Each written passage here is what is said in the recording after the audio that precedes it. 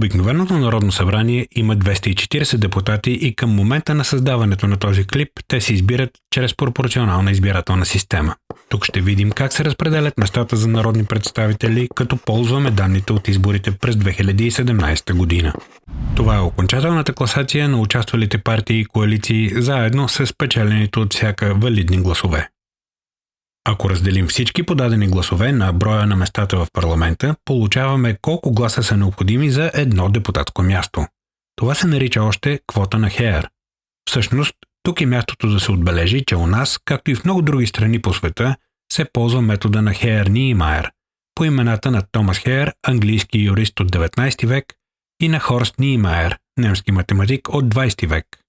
Сега, ако разделим получените от дадена партия гласове на квотата, виждаме колко депутатски места получава съответната партия.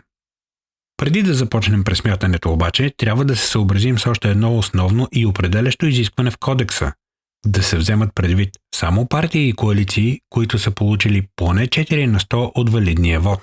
Избирателният праг при тези избори е 137 025 гласа.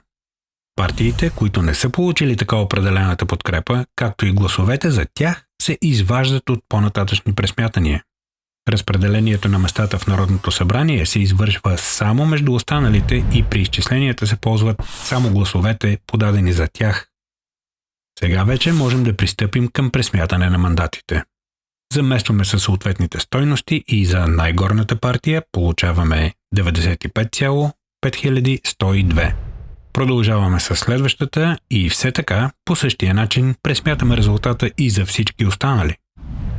Ясно е, че всяка партия трябва да получи цяло число депутатски места.